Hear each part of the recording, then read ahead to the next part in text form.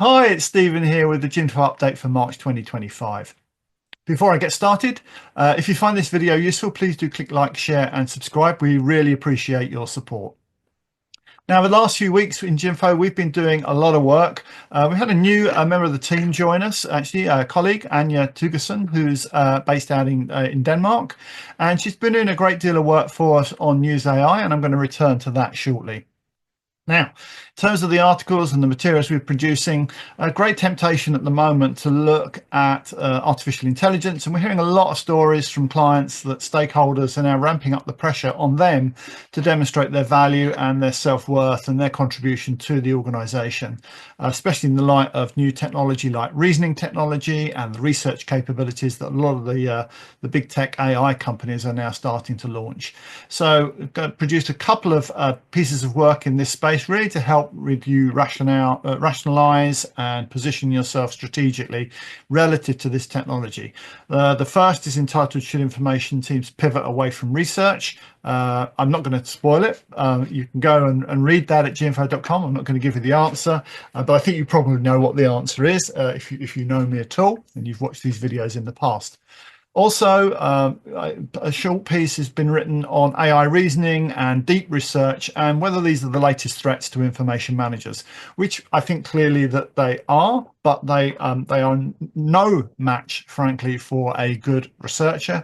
And again, lots of tips, lots of techniques there in order to help you really position yourself against this technology and demonstrate how, actually not against it, but to position yourself to work with the technology, to support the technology, and to drive better outcomes for your business. Next up, looking at News and AI, our next community session is going to be looking at what's next in this space for news, but also why should you be paying? So we're doing a lot of investigative work with some of the free big tech tools that are out there, really trying to establish what their capabilities are versus the premium providers that we know and have worked with for so long. So do sign up for that community session. I think it's going to be a really interesting conversation. We want to hear what's happening to you in your organizations in this space. Are you getting challenged around this? Are you being asked, well, why are we paying for this stuff? And why should we, why you should be you probably should be paying for news, and the benefits and the advantages of using the commercial services. We're also looking at user education and user training. We had a community session last month talking about kind of the gap in the knowledge and understanding of artificial intelligence. Focus is very much on the strategy level there in terms of working with colleagues and peers to help them understand the technology and some of its drawbacks and its limitations. And as a result of that conversation at the community session, we've produced a report summarizing all of those outcomes. So again, pop over to ginfo.com to pick that up. Finally, I just want to touch upon a conversation that I had with David Cease. He's CEO of Northern Light, and Northern Light recently took on some outside investment in order to help them develop their business.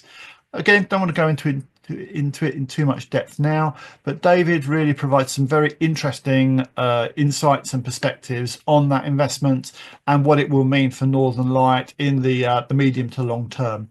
So again, that can be picked up over at ginfo.com. It's a full recorded webinar, and you can get highlights here on our YouTube channel. That's pretty much it for now from me. I'd like to thank you very much for your time and for watching. Again, please do click like, share and ring the bell to subscribe for future updates. And until next time, please take care, and I'll see you soon.